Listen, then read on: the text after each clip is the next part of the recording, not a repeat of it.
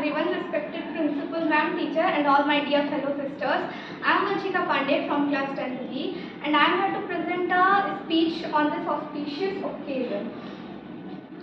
गुरु गोविंद सिंह सिखों के आखिरी एवं 10वें गुरु गोविंद सिंह का जन्म तब हुआ जब भारत में मुगलों का शासन हुआ था।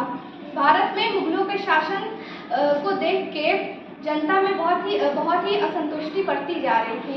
तब गुरु गोविंद सिंह जी को के मन में आया कि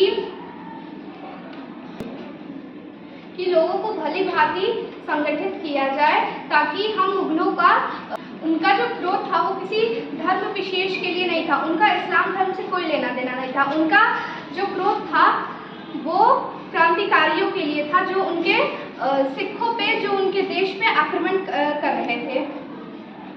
1699 में गुरु गोविंद सिंह जी ने खालसा पंथ की स्थापना की थी। वहाँ पे उनके अनेकों भक्त आए हुए थे, करोड़ों की संख्या में। वहाँ पे उन्होंने वो जाके कहे कि आप सब मेरे भक्त हैं, आज इस खालसा पंथ में बैसाखी के दिवस पे हमें बलिदानी चढ़ानी होगी। यह सुन के, बलिदान का नाम सुन के वहाँ के सभी भक्त शांत हो गए। परंतु कुछ देर बाद एक भक्त खड़ा हुआ और वह गुरु गोविंद सिंह के साथ अंदर गया। गुरु गोविंद सिंह उसको अंदर लेके गए। बाहर के लोगों को ऐसा आवाज सुनाई दिया कि धड़ कट के गिर रहा है और रक्त की धारा बह रही है।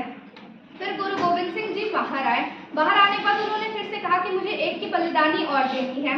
ये बात सुन के पहले से थोड़ी और जल्दी ही एक व्यक्ति तैयार हो गया, वो भी अंदर गया। फिर गुरु गोविंद सिंह जी बाहर आए और फिर उन्होंने कहा कि मुझे एक व्यक्ति की और ज़रूरत है जिसकी बलिदानी मुझे चढ़ानी होगी। फिर एक व्यक्ति तैयार हुआ, वह व्यक्ति भी गया। उसके बाद गुरु गोविंद सिंह जी उन पांचों के साथ, तीनों के साथ बाहर आए और उसके बाद उन्होंने सबको लगा कि ये इसलिए जीवित हो गए क्योंकि इन पे गुरु गोविंद सिंह जी की कृपा हो गई, ये गुरु गोविंद जी की शक्ति है। परंतु गुरु गोविंद सिंह जी ने उन्हें मारा ही नहीं था। वास्तविकता ये थी कि वो देखना चाहते थे कि कौन कौन सिख इतने बहादुर हैं कि वो अपनी बलिदानी चढ़ाना चाहते हैं। वह पांचों पंच प्यारे के नाम से जाने गए। उन पांचों गुरु गोविंद सिंह जी ने 5 वस्तुओं को अपने पास रखने के लिए बताया। पहला कंघा, केश, कड़ा, कृपाण, कक्षा।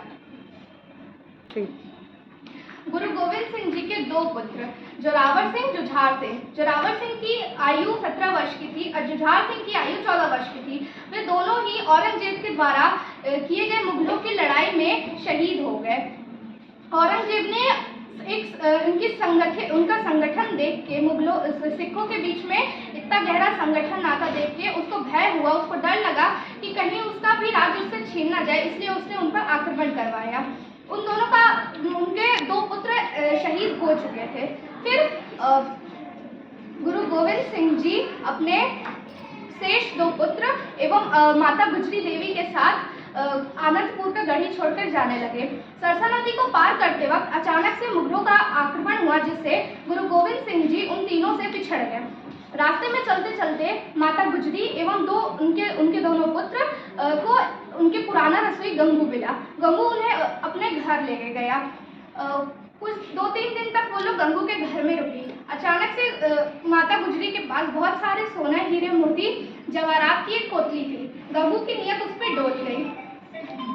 उसने उस पोतली को चुरा लिया। उसके बाद उसको दंड देने से उसे भय लगा कि कहीं गुरु गोविंद सिंह जी को ये पता न चल जाए, इसलिए